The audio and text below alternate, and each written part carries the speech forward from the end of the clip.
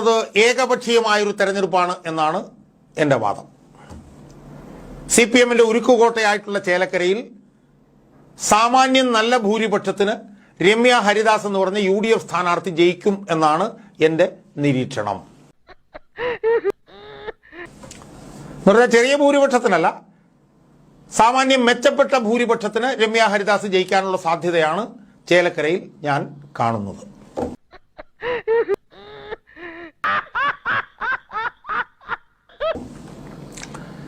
സുഹൃത്തുക്കളെ, ചേലക്കരയിൽ ഇത്തവണ UDF-ന് അനുകൂലമാകാൻ പോകുന്നത് ചേലക്കര കേന്ദ്രീകൃതമായിട്ടുള്ള ഒരു ഘടകവുമല്ല എന്നാണ് എനിക്ക് സൂചിപ്പിക്കാറുള്ളത്.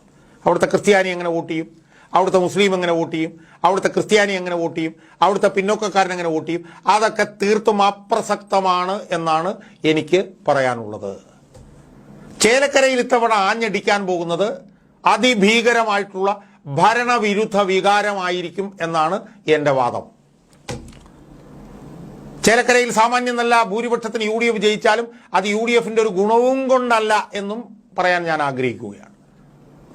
എൻ്റെ അഭിപ്രായത്തിൽ ചേലക്കരയിൽ ഒരു കുറ്റിച്ചൂലിനെ നിർത്തിയാൽ പോലും ചേലക്കരയിൽ ഇത്തവണ ജയിച്ചു വരുമായിരുന്നു എന്നാണ് എൻ്റെ അഭിപ്രായം.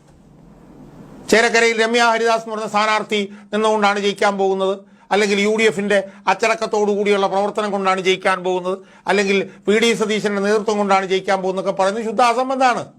ചേലക്കര ജയിച്ചു കഴിയുമ്പോൾ പിന്നെ PD സതീശൻ എട്ടുകാലി മമ്മൂഞ്ഞായി വരും എന്നുള്ളത് വേറെ കാര്യം. അത് നമുക്ക് പിന്നീട് ചർച്ച ചെയ്യാം.